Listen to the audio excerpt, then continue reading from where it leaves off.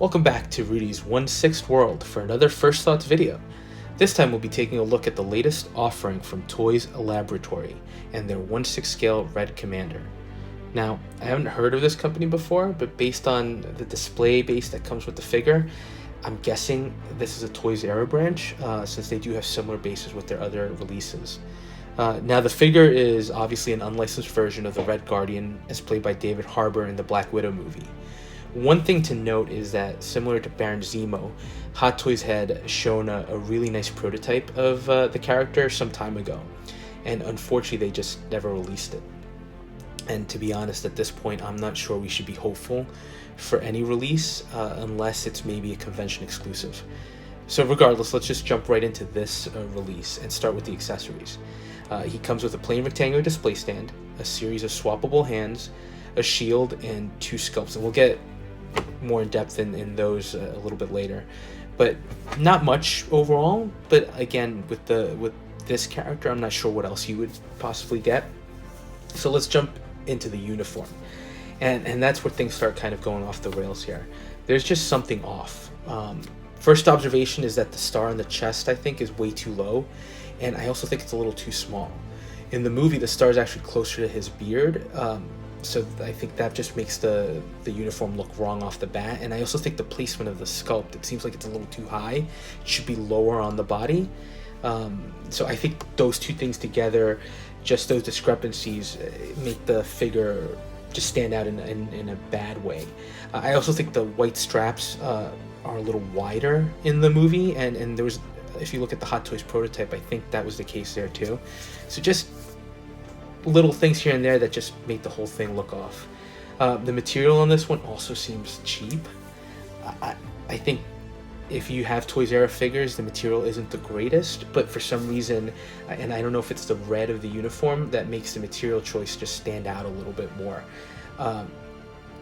Another thing that just combines to not make it look great. And finally, this one should have been easy for them to get right, but the white on the figure, on the straps, the boots, the arm gauntlets, so to speak, it's too clean. In the movie and even in the Hot Toys prototype, the white was really weathered and dirty, which was much more screen accurate, and it makes sense for a figure like this. You know, white's going to get dirty. It's not going to stay pristine. It just makes this look much more toyish, and these figures, we tend to like them because of the realism and the accuracy to the characters as we see them on screen. So I think that's another big miss. I guess you could weather it yourself, but you know, when you're getting a figure like this, ideally you'd like to have it be right out of the box. As far as the shield, it looks okay. It is a Taskmaster version, which I guess is accurate to the movie, as we never see Red Guardian with his own version of the shield, except for the little action figure he gets in prison. The Hot Toys version and even the Marvel Legends version of the character all had the red star shield. Now, while not screen accurate, I did like that he came with that, since it seemed to go well with the character, especially considering that he's supposed to be the Soviet version of Captain America, so it would have been nice to have the juxtaposition of the two figures on display. Now, finally turning to the face sculpt. Oh boy. If you look hard enough, I think you can see David Harbour's likeness on the unmasked sculpt, but it's a soft sculpt. The paint application doesn't look great. And there's detailing around the eyes, sure, and some wrinkle effects, but again, the running theme of this, it just seems off.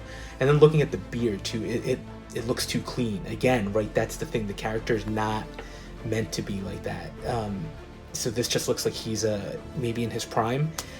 And there's a lack of detail with the sculpt and the paint apps. He should look a little more disheveled, and again, it's just too clean, lacks the fine detail. And I don't like the expression. I think they thought, because he's a humorous character in the movie, to go with sort of a smirk, but it just doesn't seem to fit well with the poses they have him in. So overall thoughts, I don't know about this one, everyone. Gut instinct is telling me it's not great. I don't even know that that's a gut instinct. I think it's obvious.